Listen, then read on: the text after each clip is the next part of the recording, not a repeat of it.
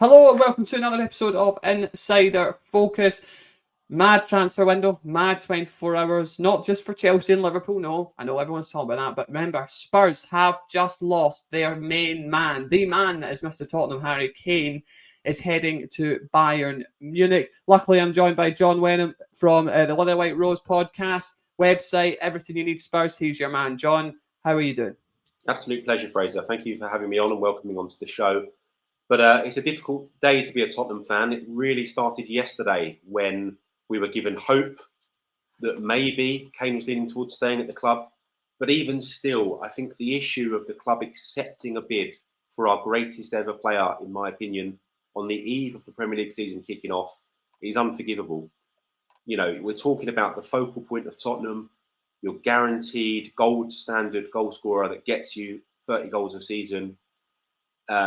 To lose him is phenomenally difficult for Ange Postecoglou, who has really won over Tottenham fans in pre-season with the style of football we're playing, with the variation in the system, and with the style we're playing in, a style that Tottenham fans want to see, and a style that will encourage fans to be proud to support the club and go and watch the club after a really difficult period of time during Antonio Conte and Jose Mourinho's style of football that didn't align with the philosophy of the club. So to have Ange be put through that is very challenging. And I think for him as a new manager to the league, you've got to think that he'll be going into this now without the absolute guarantee of Harry Kane's goals, with a new goalkeeper between the sticks, with a back four that's going to be much changed with the signings of Destiny Udogie and Mikey van der Ven coming into the side. So there's a lot of uproar and change at Tottenham at the moment. And I think frustration towards the club ownership is certainly there amongst the fan base and will continue to grow based on this difficult, decision they've made for Ange in terms of selling Harry Kane. I don't really see any positives whatsoever that can be argued for it. To me, you get 100 million, but keeping Harry Kane at the club, you get 50 million for finishing in the Champions League in the group stage positions, and then you make up another 50 million in terms of advertising, sponsorships, partnerships for having the captain of England at your club and somebody with such a clean media presence as Harry Kane. So to me, it just doesn't even make financial sense on the numbers, despite the player only having 11 months left on his deal and seemingly no indication to sign up again. I also think the move to Bayern is slightly strange, if I'm being honest with you. I don't see, yes, you will get a basic guaranteed Bundesliga there, but the goalposts when judging Harry Kane will just be moved at that point, and it will be, he didn't do it in the Premier League, or he didn't win a top title. I don't see Bayern going for the Champions League, I've got to be honest with you. I see the strength in the Real Madrids, Manchester Cities and other clubs to really kind of stranglehold that competition. So for me personally, I don't see it as a massive step up going to Bayern Munich. Yes, they're a bigger club than Tottenham. Yes, there's a guarantee of trophies every year, but they've won it 11 years in a row. Harry Kane joining that club doesn't mean the difference of them winning the Bundesliga or not, as we've seen last year. So for Harry, I think it's a shame. I really did want him to get that Premier League record, to go with being Tottenham's all-time leading goal scorer, being England's all-time leading goal scorer, and being a real modern great of Tottenham. I still hold him very, very dearly, but unfortunately, it's the club that have accepted this bid. It seemed like yesterday, widespread reports that Harry wasn't minded if he had to stay at Tottenham. He didn't mind, he would have been happy to stay at Tottenham for the year. But now that the clubs have agreed a fee, obviously he's been granted that wish and will complete that move to Bayern Munich. Yeah, I mean, the £100 million was always the sticking point for Daniel Levy, just for some journalistic context. That was the fee. At the end of the day, Daniel Levy wasn't going to let him go for any less. Bayern Munich hit that and the deal was accepted. And as you said, John, the understanding was Harry Kane would have been okay if there was no agreement reached between the clubs, would have stayed at Spurs for another year and probably goes as a free agent and actually gets more money as a free agent personally by doing that next season. But that was reached. And as soon as the opportunity came to go to Bayern, my understanding is Bayern were very convincing to Harry Kane and sold him the project well. You've talked about the Champions League. That is an aim for Bayern Munich every season. And again, this season as well, he's guaranteed to play in the competition, obviously, which is a big part of that as well. With Bayern Munich, you would expect them to go reasonably deep into the competition. On top of that as well, wage is massive for Harry Kane at Bayern Munich as well, although I'm sure he's not skint, John, so I don't think that would matter much to him in that regard. But it's a really interesting time for Spurs. It is a transitional season. What I'll say to Spurs as a journalist who knows Ange Postecoglou well from being in Glasgow and seeing Rangers and Celtic go at it every year is he's a man who's come into every team, John, and sold a lot of the big players and rebuilt it. Is kind of what he does. He does like when he doesn't have one main man. He's just got a lot of guys who are all pulling in the same direction. So do you not feel that if there was a season to sell Harry Kane, this is the season to do it? Yeah, certainly. Having heard a lot about Ange and done some reading into his previous works, as you say, he is certainly a man for a rebuild. And look, if Harry wasn't going to renew, then maybe the club have taken the decision that we need to get the money in, and Ange is the best man to spend the money. I mean, I'm pleased with our business so far. Obviously, as I said, Destiny Udogie was signed last summer, but has really come back from loan and cemented himself in pre-season. I expect him to be a starting left back for us throughout the season. We've had Mickey van der Veen. We've had Vicario, who's the new ball-playing goalkeeper that was spotted by the data analysts at the club. We've had young striker Veliz. I'm not sure what involvement he will have so far. But yeah, we've made some exciting. And obviously James Maddison, who to me, from the pre-season games I've seen, I don't think I've seen Tottenham sign a more certain Premier League starter, 38-game player than James Maddison in years. He instantly slots in. He's going to win us a lot of penalties in terms of the way he picks up the ball in the box with his quick, tricky feet. But the question for Tottenham fans now is, who's taking those penalties? We don't even know as Tottenham fans on the eve of the season who our club captain is going to be for next season. Because Hugo Lloris is also, reportedly in advanced talks with Lazio about leaving the club. Who else can be the captain? You've had Eric Dyer, much maligned by the support, if I'm being brutally honest. I couldn't see him, being the captain. Other candidates, you'd look at Christian Romero, Ben Davis possibly, but he's not a guaranteed starter. Pierre-Emile Højbjerg, heavily linked to the move away. Or Son. Now, Son's an interesting one because he doesn't on paper... Sorry to interrupt you, but Son seems to be the favourite, John, for most people to be the captain, and would certainly be the biggest name and perhaps the one that you could say is now maybe takes the armband of Harry Kane in terms of Mr. Spurs, in terms of the face of the club. Yeah, he certainly already feels like a heavy part of the club. And as you said, I could certainly see him being the sensible option, especially when you read reports. And I know Ange made a real point of mentioning this in one of the press conferences during the pre-season tour, was that he was actually amazed by Sonny, just watching him, how he links all the different players together in the group. He has very good friendships with many different groups in the club. And he's a real kind of focal point for the players. So, yeah, I wouldn't be at all surprised if it is Sonny. But he's not your archetypal captain you think of, is he? The historic, battling defensive midfielder or centre-back, so to speak. But no, he's captained South Korea before as well. And I'm sure he would make an excellent captain if selected. And we're going to find out tomorrow, apparently. How are you feeling about the first game of the season? Because obviously we'll talk about targets. We'll talk about who could come in to replace Harry Kane. We'll talk about all that. So stick with us for that, for sure. But how are you feeling going into the first weekend of the season? Because it must feel a bit odd with the fact that you won't have Harry Kane in your starting lineup. Well, we didn't have Harry Kane in our starting lineup on Tuesday away to Barcelona in a pre-season friendly. Now, this was effectively Tottenham's second team, or B team, as you want to call it, from the pre-season games we've seen so far. Tottenham for 80 minutes, 85 minutes were absolutely outstanding, taking on a Barcelona first team. There was a point in the game we had 7 corners to their 0. We were creating multiple, numerous opportunities. So I look at the game, and that was without Harry. And I look at the game coming up, and I see that Brentford have played 5 pre-season games without a win so far. Their most recent, a goalless draw with Lille. I can see that they're going to be playing without Ivan Toney, without obviously David Raya as he secures the move away. So I think it's a transition period for Brentford as well, losing 2 real leaders in their side. And I'm still backing Tottenham to put in a good performance based on what I've seen pre-season, even without Harry Kane in the lineup. The interest for me will be, I could see a surprise coming in the lineup. I could see Ivan Perisic potentially starting on the left, allowing Sonny to play through the middle rather than Richarlison, as people are suggesting. Ivan Perisic in pre-season has been absolutely fantastic. Now, we saw him as a left wing-back under Conte, and he was getting exposed for pace in that position.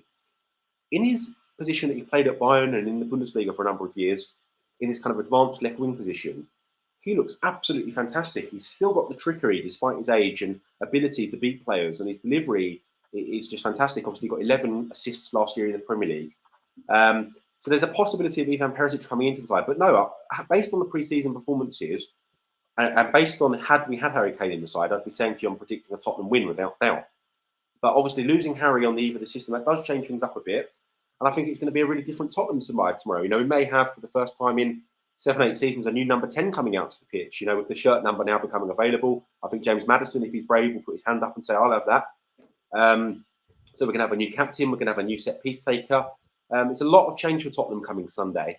But I'm still feeling confident. I think the Ange positivity is throughout the club. And I think for Tottenham, they have to actually start well, because 4 of their first 5 games, if you include the Fulham away game in the Carabao Cup, are now away from home. That's a very difficult start, and the one home game is against Man United. So Tottenham could very quickly find themselves, and if they don't get a win, looking at the table and thinking, Jesus, this is difficult, and they've got Arsenal away in game 6. So Tottenham really have to get a positive start on Sunday. Is it fair to say that the tune has changed from fans, certainly from pundits, to Ange Postecoglou? Because a bit like when he signed as Celtic manager, it was, who on earth is this guy? He's not big enough to be the Celtic manager. And there was a sense when he took the Spurs job on, he was given the same introduction. Who on earth is this guy? We were linked with Nagelsmann, with Luis Enrique, and we've ended up with Ange Postecoglou. He's not good enough to be the Spurs manager. But it's fair to say, John, and I believe a point there is fair, it's fair to say now that might have changed slightly, because you've seen the style of football that he plays. You talked about it against Barcelona. We've seen it clipped up on Twitter, didn't we? The beautiful passages of play that were being put in. And he's a man that is one of his best strengths for sure is how he speaks. For 100% is how he speaks in the media, and that always wins fans on side. So do you think there is now a more, despite Kane, let's move that to the side, there's an optimism around Ange Postecoglou's Tottenham? I've never seen a manager change opinions on people so quickly as Ange Postecoglou. You will not find a Tottenham fan now on Twitter or at the ground or any of the games I've been to in pre-season that isn't 100% behind Ange and doesn't 100% want him to be the man that brings success to the club. He has very quickly galvanised the support in his positive demeanour, in his catchphrases, the kind of affectionate mates that he puts after things has really got people on side very, very quickly. And also the comments he's made about some of the younger players at the club, explaining that he sees the likes of Pape Sarr and Destiny Udogie having a big future at the club. And he's been really pleasantly surprised by the ability they're already at, and Oliver Skip as well. So, I think Tottenham fans, including myself, when he came in, I said it, if you'd asked me to name a list of 100 managers that I would like to be shortlisted for the job, Ange may have not been on there. And in turn, that's probably my own ignorance towards Scottish football and maybe not watching Ange too much. But having seen him, even after the first pre-season game against West Ham, which we actually lost, West Ham had 4 shots. We had 32. I saw in that game an ability to want to win the ball, a desire from the players to work for each other and to battle, and something we hadn't seen under Conte and Mourinho, a real willingness that we're Tottenham Hotspur and we're going to bring the game to you. And the more I've read about him, and the fact that I saw it against Barcelona, a team that, on the upper end of the footballing echelons, we didn't change our style to accommodate playing Barcelona's first team whatsoever. We stuck it on Barcelona. And that's what I'm most impressed about. I know people have said that we might have to prepare for some shocks along the way and some, it will take a little while to get going. I know there was some fact about Celtic that he didn't win his first or lost. Was it you were able to tell me 3 of his first 5 games or something? That's correct. Yeah. But I just don't see that happening at Tottenham. I think I've seen it in the pre-season already, that these players have bought into what he's saying. There are players that were adamant they were leaving the club, and Ivan Perisic is a perfect example, who now everything I'm hearing about Ivan Perisic is that he loves it and wants to stay under Ange and wants to battle for his place. So I'm just incredibly excited. We've seen Giovanni Lo Celso, who, joined the club in 2019, and we've never really seen a player suddenly in pre-season look a great player, look like a real option for us. And we've gone from having no creative midfield players to 2 in James Maddison and Giovanni Lo Celso. So there is a lot to be excited about. And I think for Ange, I think, if he can get that win at Brentford, go over to those travelling fans in the corner at Brentford and give it the old, he will be endeared immediately by those Tottenham supporters. In a way similar actually to Martin Jol was, if we can go back that long. Martin Jol had that kind of demeanour quite similar to Ange, big guy and passionate, and just you'd see him as someone that could be in the stands with you, rather than somebody so distant like a Conte or Mourinho that made us feel like they were doing us a favour being there. Ange very much sees it as a privilege to be at Tottenham in everything he's saying so far, and we're beyond excited to have him on board. With Ange Postecoglou being, however, all the fans on side so fast, you are right, by the way, he did lose his first few games as Celtic manager.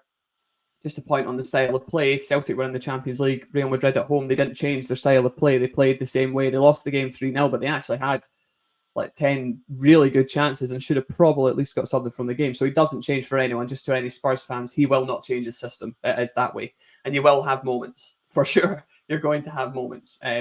But what I will say is, with the fans all being on side with him, there is no other place to point a finger if anything else goes wrong than Daniel Levy. Yep. So has Daniel Levy now really kind of harmed himself by doing this? Because anything that happens now, surely they're going to turn and go, well, you sold our captain the day before the start of the season. Sorry, you didn't back us with this player or that player. They can't now blame the manager.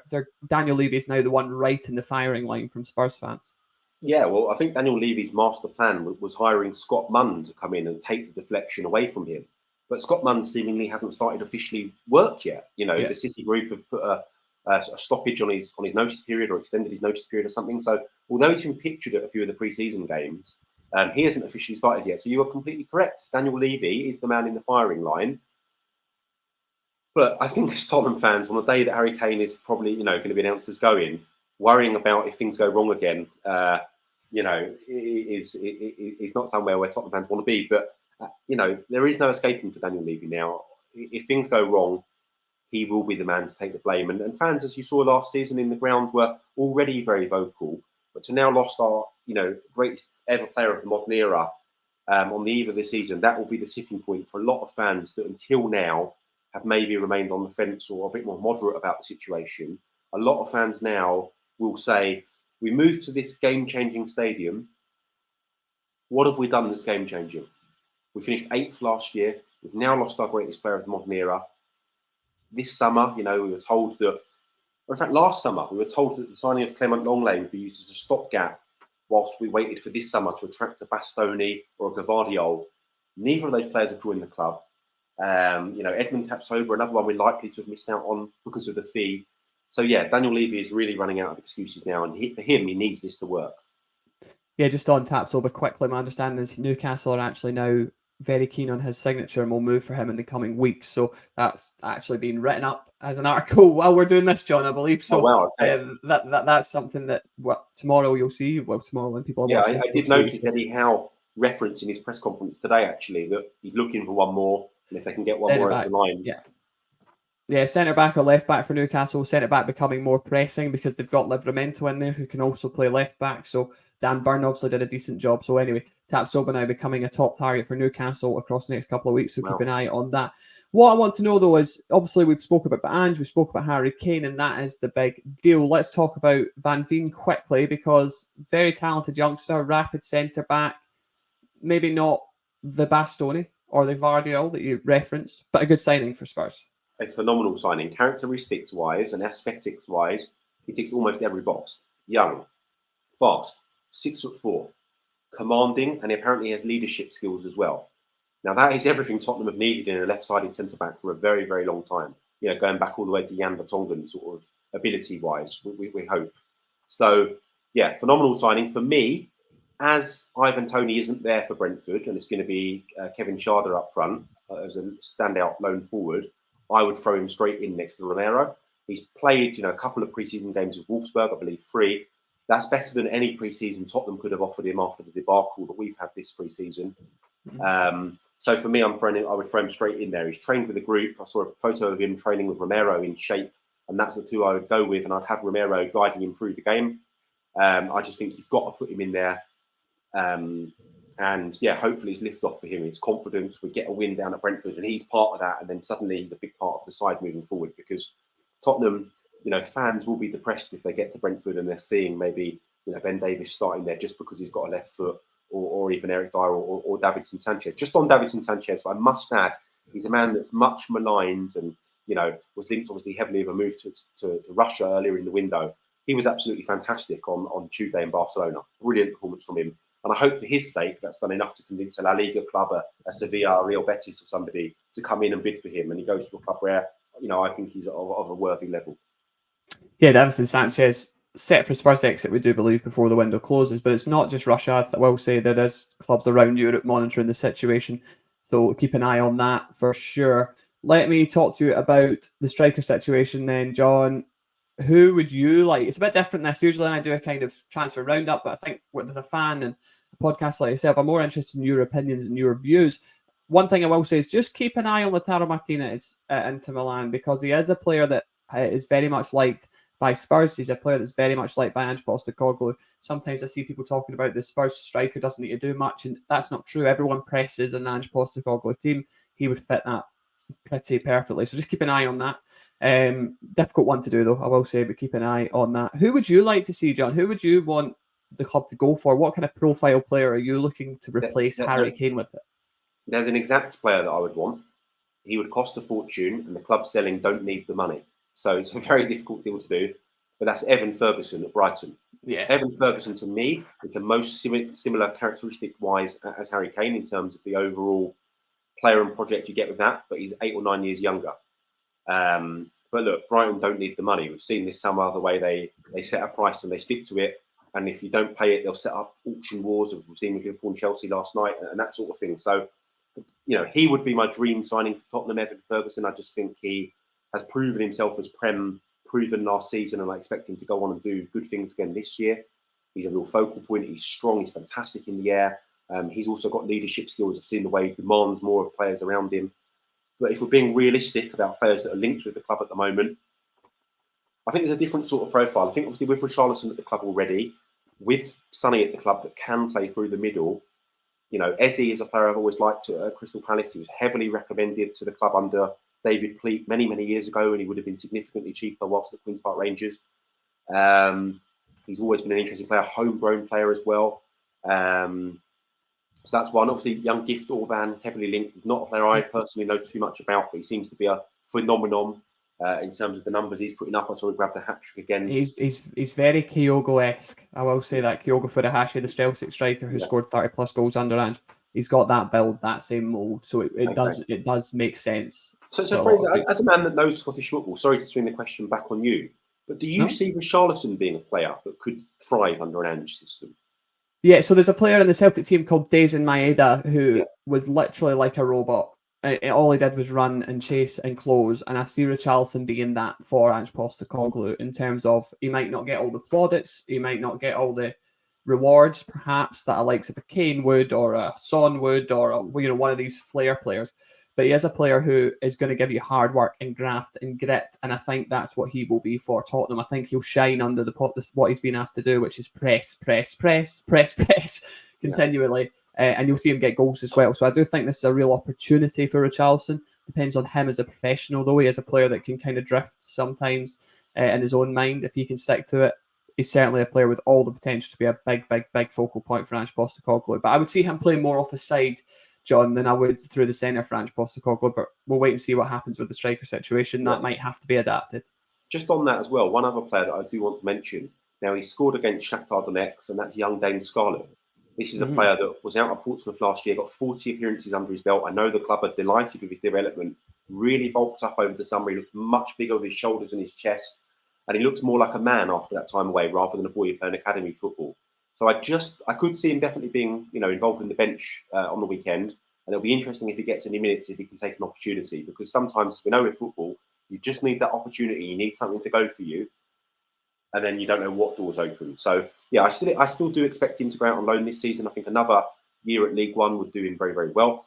But, for Dane, I could see him, being involved in the squad, certainly on Sunday. Yeah, it's an interesting time ahead. Big weekend ahead. The Premier League technically starts tonight at time of recording this. So, big weekend ahead for all of you fans, for sure. And the Premier League, let me finish by asking you one question, John. Where are Spurs finishing this season? I think a lot of people are not giving Tottenham the credit for only playing one game a week this season. I think a lot of people are forgetting that we're not in Europe when 8 other Premier League teams are. That is 40% of the league are playing in Europe this year. Tottenham will not be. If Tottenham can start with a couple of wins, Tottenham could finish in, I'd say, top 5 this season. And obviously, we know with European competition changing, there is potential that a 5th place finish could land Champions League football this year. So I'm going to go with Tottenham to finish 5th this year under Ange. And I think that'll be a phenomenal first year. And then I expect improvements next year. Yeah, I think 5th would be absolutely incredible for Ange Postecoglou with everything that's happened in his first year. I personally think you'll be in amongst the top 8 somewhere. I just don't know where that is. And I think that's because there's just so much going on that can interchange so fast, especially with still time left in the window. I don't think Tottenham will have as bad a season as they were. last year, but I think they will still struggle to get the Champions League positions. It's just my opinion, John. We'll come back, mate, at the end of the season. You can tell me if I'm wrong, right? So we'll find out. But listen, thanks so much for coming on, mate, and giving us your time. We'll definitely have you back on, mate, to talk more things Spurs. There's a lot going on. But thanks so much for watching, everyone. Make sure you hit like and subscribe, and we will see you in the next one. Cheerio.